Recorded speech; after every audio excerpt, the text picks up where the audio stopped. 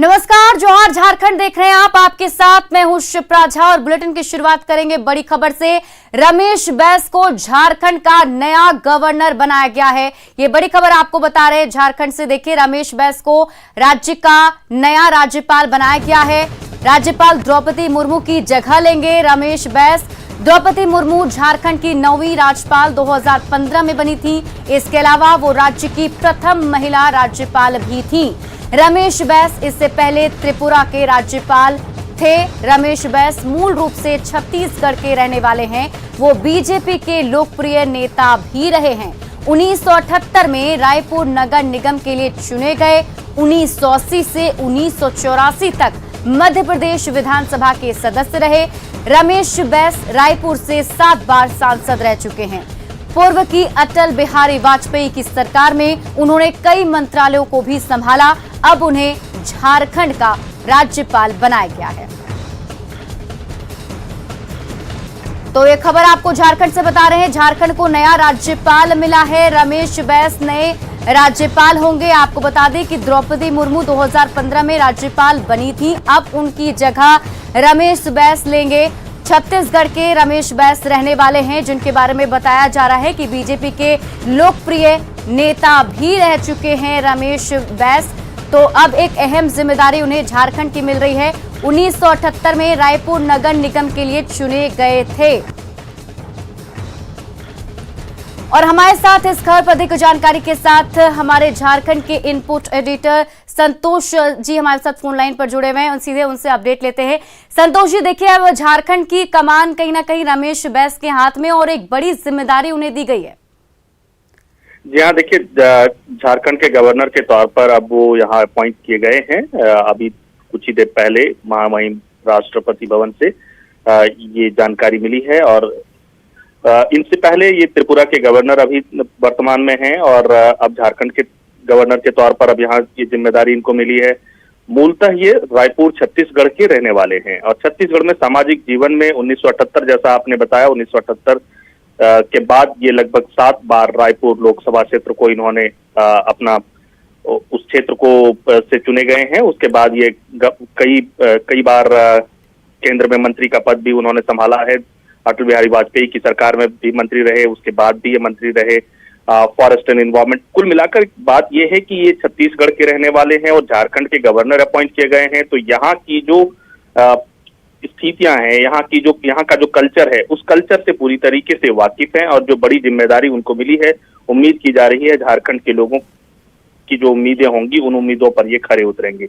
जी जी, बहुत बहुत शुक्रिया तमाम जानकारी के लिए। तो हमारे साथ अभी झारखंड के संपादक अभी जुड़े हुए थे, जिन्होंने ये तमाम जानकारी हमें दी। और आपको बता दें कि झारखंड के अब नए राज्यपाल बनाए गए हैं रमेश बैस, जिनके बारे में बताया जा रहा है कि वो छत्तीसगढ़ के रहने वाले हैं और उन्हें एक बड़ी जिम्मेदारी सौंपी गई है। और देवघर से बड़ी खबर सामने आ रही है। 8 साइबर अपराधी को गिरफ्तार किया गया है। गिरफ्तार अपराधियों में से एक नाबालिग अपराधी भी है। अपराधियों के पास से 11 मोबाइल, 27 सिम कार्ड बरामद किए गए हैं। अपराधियों से 13 एटीएम कार्ड भी बरामद किया गया है। पूछताछ के बाद कई और अपराधी भी गिरफ्तार हो सकते हैं। पुलिस को पुलिस ने अभी तमाम जितने भी आरोपी को गिरफ्तार किया गया है, उनसे पूछताछ पुलिस कर रही है, जिससे ये बताया जा रहा है कि आगे भी इसमें जो और भी कुछ अपराधी शामिल हैं, उनकी भी गिरफ्तारी पुलिस कर सकती है। लगातार सूचना मिल रही थी कि कुछ साइबर अपराधी दिन में अपने कोई ठिकाने लगा करके लोगों को ठग रहे हैं। उसके आलोक में हम लोग ने एक छापेमारी का आयोजन किया था, जिसमें सोनाखाड़ी थाना क्षेत्र भिकोडी, सरवा थाना अंतर्गत जलहारा, मोहनपुर थाना अंतर्गत चुलैया, कुंडा थाना अंतर्गत देवसंग से कुल 8 साइबर अपराधी गिरफ्तार हुए, जिसमें से एक विधि विरुद्ध किशोर भी हैं। उनके पास से कुल 11 मोबाइल, 27 सिम और 13 एटीएम कार्ड बरामद हुए, जिसमें से एक अभियुक्त प्रीतलाल कुमार साइबर थाना का अनुसंधान के 58 केस में पूर्व का अपराध। सिमडेगा का बनवारा गांव पूरे झारखंड के लिए मिसाल बन गया है। ये गांव अपनी जागरूकता के चर्चा का विषय बना हुआ है। कोरोना की दूसरी लहर के दौरान ये गांव न सिर्फ संक्रमण मुक्त रहा, बल्कि 100% टीकाकरण करवाकर ये प्रदेश के दूसरे गांव के लिए मिसाल बन गया है। सिमडेगा मुख्यालय से करीब 44 किलोमीटर दूर छत्तीसगढ़ राज्य की सीमा से सटे सिमडेगा सदर प्रखंड के कुल्लू केरा पंचायत का बनवारा गांव अपनी सजगता और जागरूकता के लिए पूरे जिले में मॉडल बन चुका है। अनुसूचित जाति बहुत बहुल इस गांव में अधिकांश घर मिट्टी के बने हुए हैं। विकास के निचले पायदान पर होते हुए भी यहां पर 100% लोगों ने कोरोना रोधी वैक्सीन लेकर मिसाल पेश की है। 442 लोगों के इस गांव में कुल 306 लोगों ने वैक्सीन लेकर खुद को कोरोना से सुरक्षित कर लिया है। 100% वैक्सीनेशन वाले गांव के विकास की पहल की जा रही है। जिला सिमडेगा है। हम लोग यहाँ पर जो जनसंख्या लगभग 300 से अधिक होंगे और सब का सब कोरोना टीका ले लिए हैं। भय नहीं हुआ?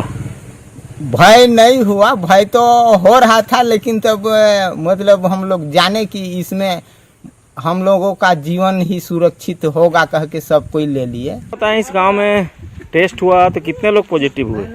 एक भी नहीं यहाँ पर तो पॉजिटिव नहीं। कौन सा गांव? बनमारा। आप आंगनबाड़ी से हुई कहाँ? हाँ। डीसी साहब आया था, टीकाकरण पूरा गांव का हो गया, इसलिए वो खुश होके माने कि जो मांगना है वो बोलो हम देंगे।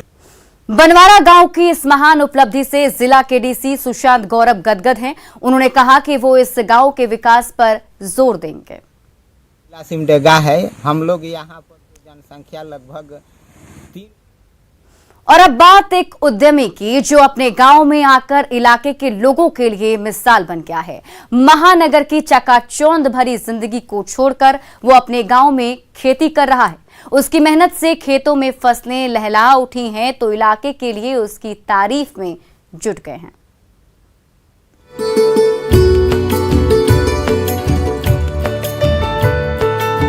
खेतों में दूर दूर तक फैली हरियाली, तरह तरह के फलों से लदे पेड़, इमारती लकड़ियों के पौधे से सजे बगीचे बता रहे हैं इस प्राकृतिक सुंदरता को किसी ने बड़ी मेहनत से कैनवास पर उतारा है।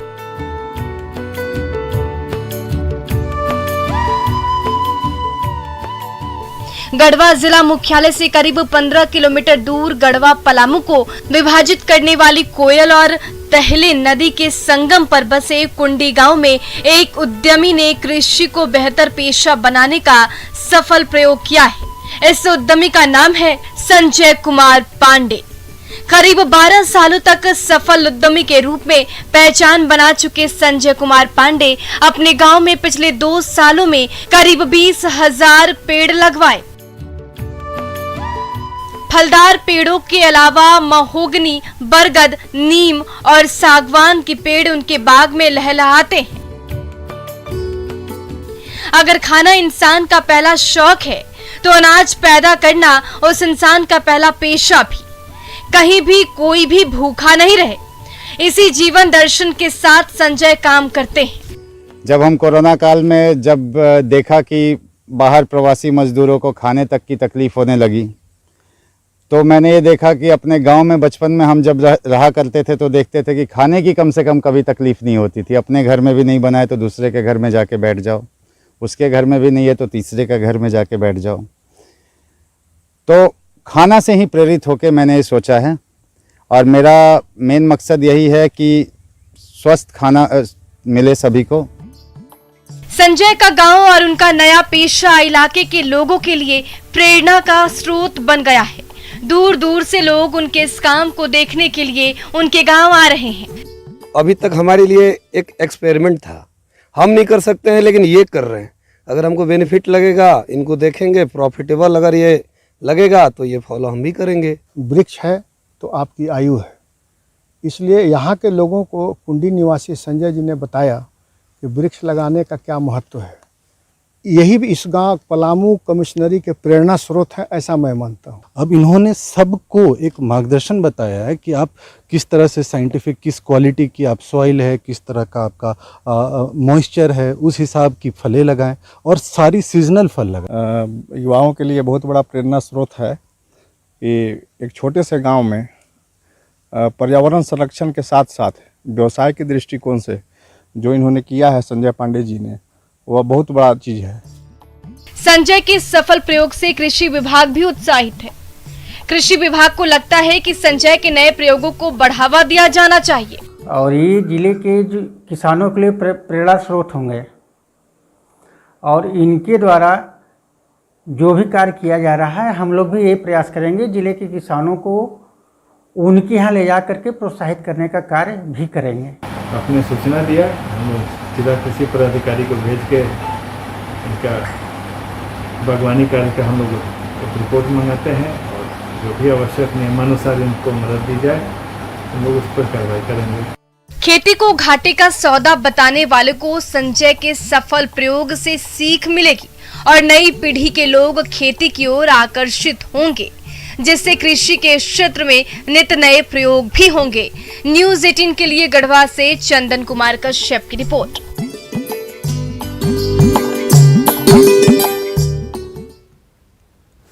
द्वादश ज्योतिर्लिंगों में से एक बाबा बैद्यनाथ की नगरी देवघर में सालों भर श्रद्धालुओं का आना लगा रहता है। कोरोना बंदी के बाद मंदिर को फिर से तीर्थ पुरोहित समाज के लिए खोल दिया गया है, लेकिन आम श्रद्धालुओं के लिए मंदिर अब भी बंद है। ऐसे में अलग अलग जगहों के आए श्रद्धालु मंदिर के बाहर से ही बाबा का दर्शन कर पूजा अर्चना कर रहे हैं। ऐसे में पुरोहित समाज का कहना है कि मंदिर को अब खोल देना चाहिए।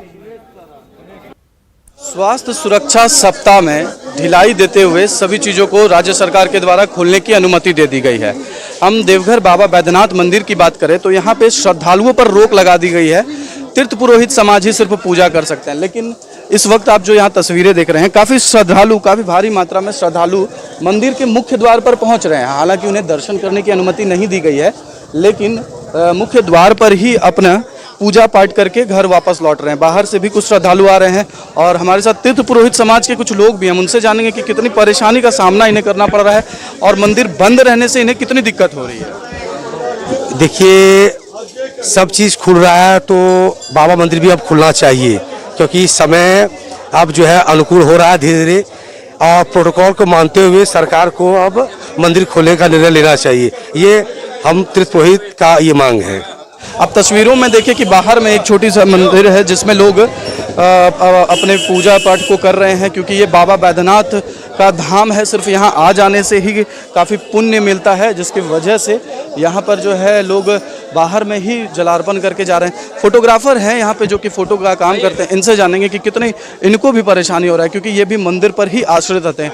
कितने दिक्कत का सामना आपको करना पड़ रहा है? सर, हम लोग को तो रेंट पर रहते हैं सर, क्या करें, लॉकडाउन हो गया तो जो आजीवन होता था वो तो पूरी तरह संपूर्ण चौपट हो गई है। कम से कम मुख्यमंत्री साहब को ये सोचना चाहिए कि किसी का आमदनी है, किसी का रोजी रोजगार है, घर परिवार चलता है, कर्जा लेके घर चला रहे हैं सर। राजीव कुमार केसरी सर, कम से कम ये हम कहना चाहते हैं, नहीं तो किसी को नहीं जो वैक्सीन लगाया उसको सर्टिफिकेट देके मंदिर में पूजा करने की अनुमति दें। कम से कम कोरोना नेगेटिव वाले को कम से कम आने की अनुमति दें, मास्क सैनिटाइजर लगा के आने वाले को अनुमति दें। शिक्षा के मानकों का पालन करते हुए मंदिर को खोले जाना चाहिए ताकि इनके आजीविका पर जो आफत आई है वो खत्म हो सके। मनीष दुबे, न्यूज़ 18, देवघर। गिरिडीह जिले के जमुआ प्रखंड की मेढ़ो चपरखो पंचायत में बच्चों की शिक्षा के लिए एक अनोखी पहल की गई है। दिल्ली के मोहल्ला क्लिनिक की तर्ज पर यहां पर मोहल्ला क्लास चलाया जा रहा है, जहां पर बच्चों को बरगद के पेड़ के नीचे जमीन पर बिठाकर पढ़ाया जा रहा है। संपूर्ण लॉकडाउन के कारण ये गरीब बच्चे पढ़ाई नहीं कर पा रहे थे, जिसके बाद शिक्षकों ने मोहल्ला क्लास का कॉन्सेप्ट निकाला। मोबाइल नहीं था मेरे पास, इसीलिए मैं यहाँ ऑनलाइन क्लास नहीं हो पाया था, इसलिए मैं यहाँ पढ़ने के लिए आए हैं। इस बीच में हम लोग चावल वगैरह वितरण कर रहे थे, तो ये भी देख रहे थे कि बच्चे अपना नाम भी लिखना भूल रहे हैं, तो हम लोगों को लगा कि कुछ करना होगा, और इसलिए हम लोगों सभी शिक्षक हम लोग मिलकर तय किए कि नहीं, हम लोगों को जो है सो सोशल डिस्टेंस का पालन करते हुए, कोविड गाइडलाइन का पालन करते हुए हम लोगों को बच्चों को पढ़ाना चाहिए घर घर जाकर, मोहल्ले में। रमेश बैस को झारखंड का नया गवर्नर बनाया गया है। रमेश बैस राज्य के राज्यपाल द्रौपदी मुर्मू की जगह लेंगे। द्रौपदी मुर्मू झारखंड की 9वीं राज्यपाल 2015 में बनी थी। इसके अलावा वो राज्य की प्रथम महिला राज्यपाल भी थी। रमेश बैस इससे पहले त्रिपुरा के राज्यपाल रह चुके हैं। रमेश बैस मूल रूप से छत्तीसगढ़ के रहने वाले बताए जा रहे हैं। वे बीजेपी के लोकप्रिय नेता भी रहे हैं। 1978 में वे रायपुर नगर निगम के लिए चुने गए थे। 1980 से 1984 तक मध्य प्रदेश विधानसभा के सदस्य रहे। रमेश बैस रायपुर से 7 बार सांसद रह चुके हैं। पूर्व की अटल बिहारी वाजपेयी की सरकार में उन्होंने कई मंत्रालय को भी संभाला था। अब उन्हें झारखंड का राज्यपाल बनाया गया है।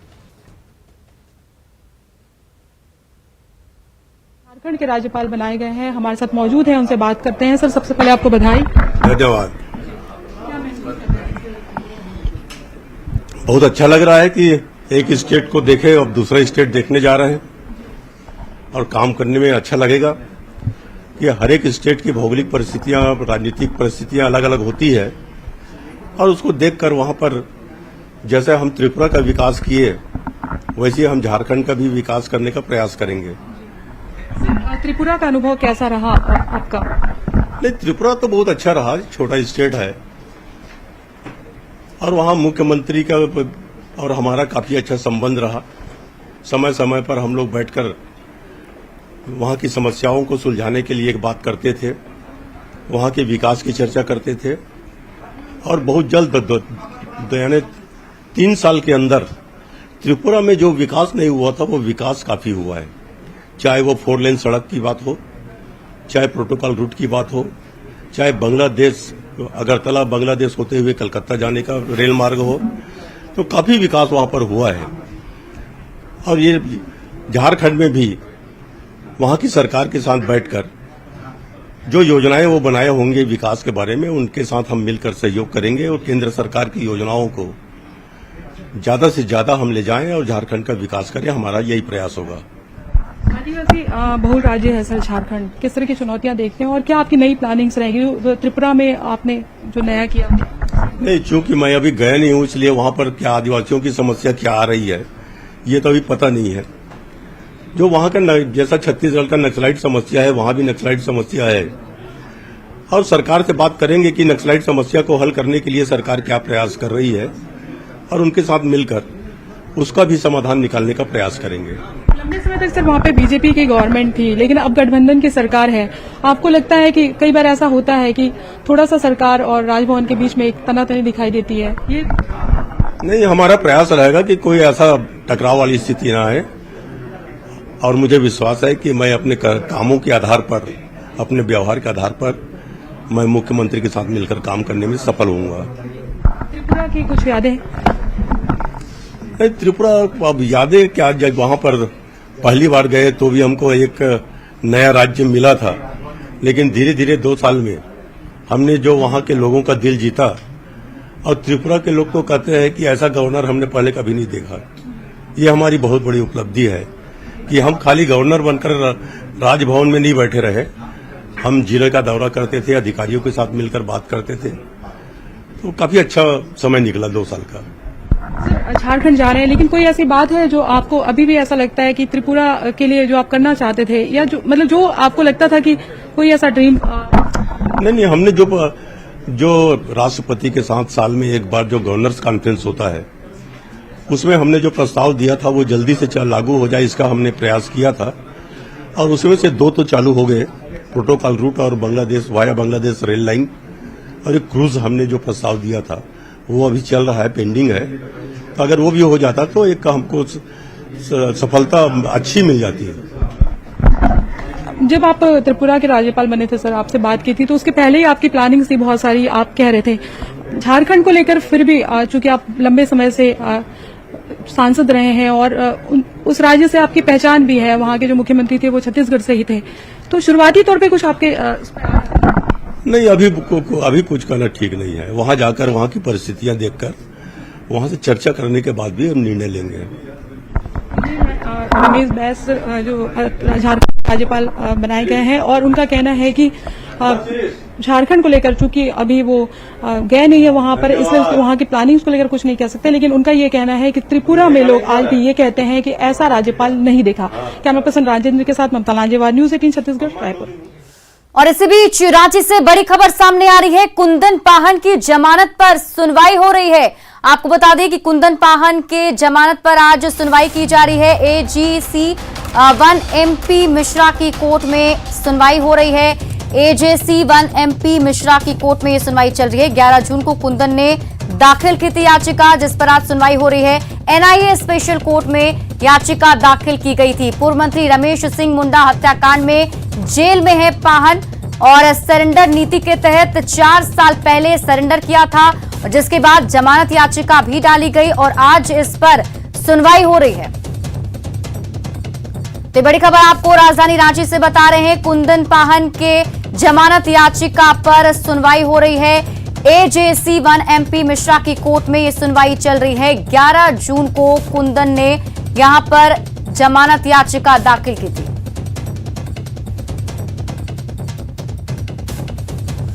कोडरमा में एम्बुलेंस में सीमेंट की ढुलाई का मामला सामने आया है। यहां एम्बुलेंस पर सीमेंट की बोरियां लदी थी। एम्बुलेंस को ड्राइवर का बेटा चला रहा था। इस पर ड्राइवर का कहना है कि सीमेंट उप स्वास्थ्य केंद्र लाया जा रहा था। मामला कोडरमा के मरकच्चो प्रखंड का बताया जा रहा है। मरकच्चो प्रखंड के सामुदायिक स्वास्थ्य विभाग में मिले एम्बुलेंस से सीमेंट की बोरियां ढोई जा रही हैं। मिली जानकारी के अनुसार 5 जुलाई को 10 बजे दिन में एम्बुलेंस पर सीमेंट की बोरी देखी गई। ये एक और जहां स्वास्थ्य विभाग की लापरवाही को दिखाता है, वहीं इससे लोगों की भावना को ठेस भी पहुंची है। जिस एम्बुलेंस को मरीजों की सेवा के लिए रखा गया था, उस पर सीमेंट कैसे ढोया जा रहा है, ये भी सवाल। मामले में प्रखंड प्रभारी चिकित्सा पदाधिकारी से इसकी जानकारी लेने की कोशिश की गई तो उन्होंने फोन तक रिसीव नहीं किया। तस्वीरें आपके टीवी स्क्रीन पर। गए थे सर, बोले थे दवा पहुंचाने था दाई में और देवीपुर में कुछ सामान था, सीमेंट था, वही पहुंचाने के लिए। किसका सीमेंट था? वही सेंटर गया था, वही काम हो रहा। सेंटर का सीमेंट था जी। और ऐसे में कई सारे सवाल भी उठते हैं। सवाल उठता है कि एम्बुलेंस पर क्यों सीमेंट की बोरियां ढोई जा रही थी। महत्वपूर्ण सवाल है कि आखिर एम्बुलेंस पर सीमेंट की बोरियों को क्यों ढोया जा रहा था। क्या स्वास्थ्य विभाग को इसकी जानकारी नहीं है कि एम्बुलेंस पर सीमेंट की बोरियां ढोई जा रही हैं? एम्बुलेंस के दुरुपयोग के लिए जिम्मेदार कौन है?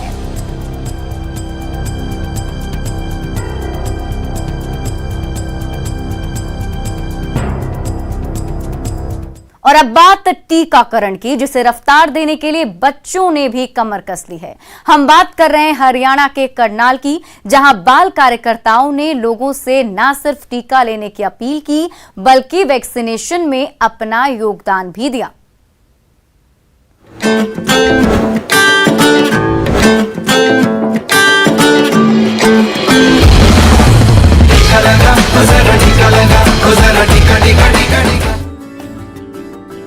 सबको वैक्सीन लगवानी चाहिए, क्योंकि ये तीसरी लहर है, उसमें बच्चों को भी ज़्यादा खतरा है। 18 साल के बाद जो ऊपर है उनको लगवानी चाहिए, पर वे लगवा नहीं रहे हैं। जल्दी से जल्दी सारे वैक्सीनेशन लगाएं, अनुशासन का पालन करें, इधर मास्क लगा कर आएं। बच्चे चल चल कह रहे हैं, आप आजकल कर रहे हैं, लेकिन टीके को लेकर आपकी इस आनाकानी से देर हो रही है। इसमें कोई शक नहीं कि टीका लेने वालों की तादाद दिन ब दिन बढ़ती जा रही है। बावजूद इसके बहुत सारे ऐसे लोग हैं जो वैक्सीनेशन से दूरी बनाए हुए हैं, और ये बच्चे वैसे लोगों को ही प्रेरित कर रहे हैं। सुनिए वैक्सीनेशन सेंटर पर पहुँचे ये बच्चे क्या कह रहे हैं।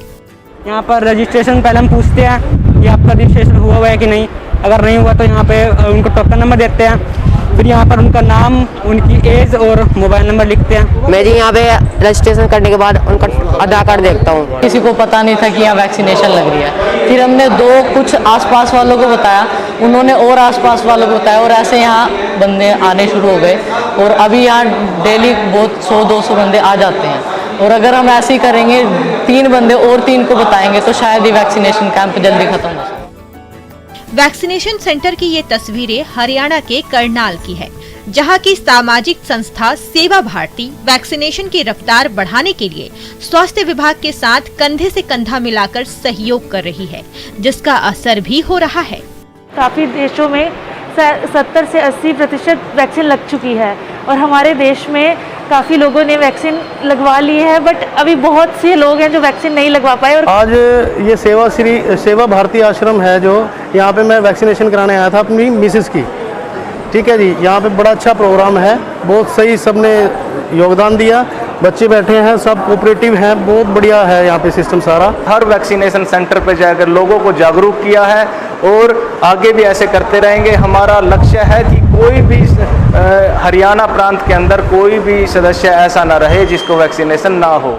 बच्चों की अपील का असर साफ दिख रहा है। अब यहाँ भी टीका लेने वालों की तादाद बढ़ रही है, जो एक बेहद अच्छी बात है। अगर आप भी अब तक किसी किंतु परंतु में फंसे हुए हैं तो उससे बाहर निकलिए। टीका बिल्कुल सुरक्षित है, इसलिए बच्चों की सुनिए, टीके को चुनिए।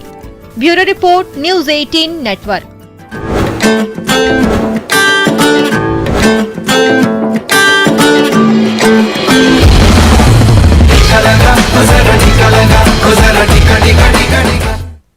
और जोहार झारखंड के इस बुलेटिन में अभी के लिए बस इतना ही, लेकिन न्यूज़ 18 बिहार झारखंड पर खबरों का सिलसिला लगातार जारी।